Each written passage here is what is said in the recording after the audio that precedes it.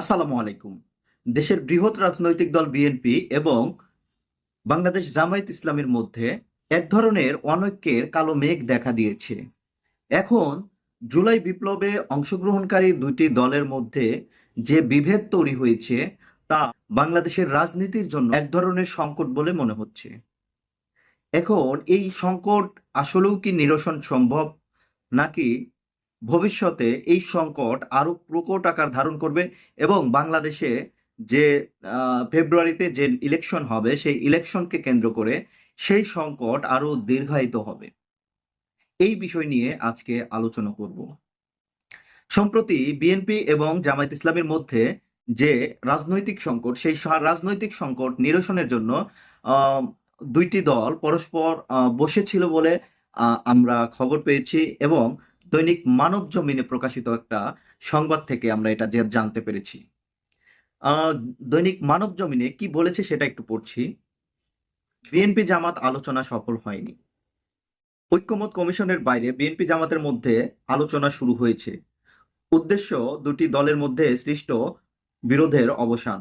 ঐকমত্য কমিশনের আলোচনায় নানা বিষয়েই দল দুটির মধ্যে ফারাক তৈরি হয়েছে। জামাত অনেকগুলো শর্ত আরোপ করেছে। এর মধ্যে পিয়ার পদ্ধতি সংস্কার, বিচার ও জুলাই সনদ নিয়ে প্রকাশ্য মতবিরোধ দেখা দিয়েছে, যে কারণে অনেকেই যথাসময়ে নির্বাচন প্রশ্নে সংশয় প্রকাশ করছেন। পর্দার আড়ালে একটি মহল এই দুই দলের মধ্যে মতবিরোধ কমিয়ে আনার উদ্যোগ নিয়েছে। মানবজমিন জানতে পেরেছে এরই লক্ষ্যে গত মঙ্গলবার দুই দলের একটি বৈঠক অনুষ্ঠিত হয়। বৈঠকে বিএনপির পক্ষে একজন এবং জামায়াতের পক্ষে দুইজন শীর্ষস্থানীয় নেতা উপস্থিত ছিলেন। ঘণ্টা দুয়েক আলোচনার পর অনেক বিষয়ে তারা একমত হতে পারেননি, ফলে মাঝপথেই আলোচনা থেমে যায়।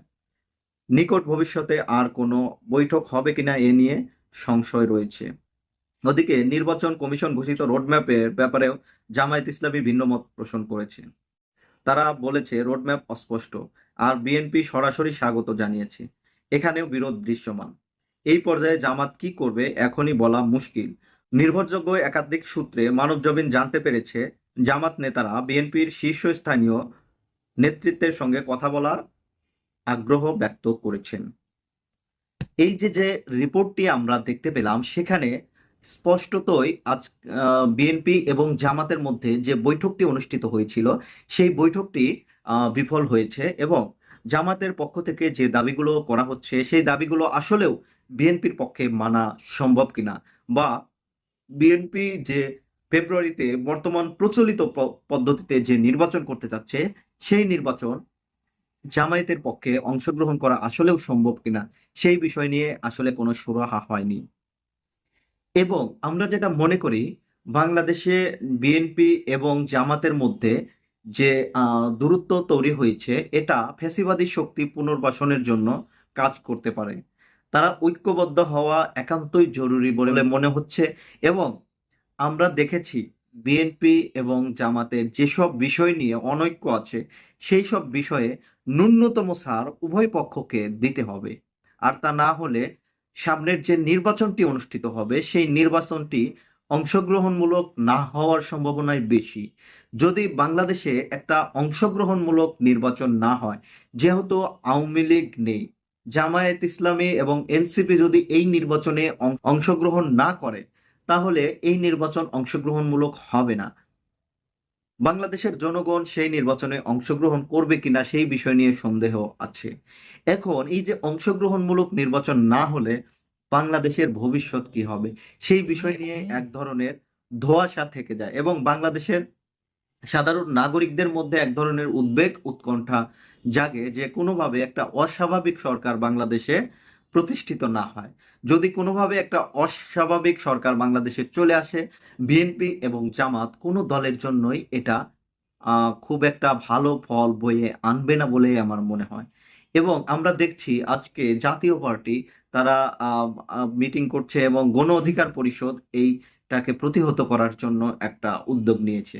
এখন আমার প্রশ্নের জায়গাটা, এই যে ফ্যাসিবাদ যেভাবে পুনর্বাসিত হচ্ছে সেই ক্ষেত্রে যদি একটা সুষ্ঠু গ্রহণযোগ্য অংশগ্রহণমূলক নির্বাচন করতে চান তাহলে উভয় পক্ষকেই ছাড় দিতে হবে।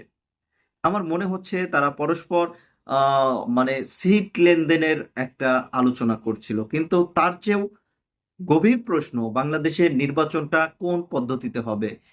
জামায়াত ইসলামী এবং এনসিপির পক্ষ থেকে যে পিআর পদ্ধতির নির্বাচনের কথা বলা হচ্ছে, সেই নির্বাচন যদি বাংলাদেশে হয় তাহলে ভবিষ্যতে বিএনপি যদি ক্ষমতায় আসে তাহলে তাদের আসলে খুব শক্তিশালী সরকার গঠন করতে পারবে না, এরকমই তারা মনে করছে।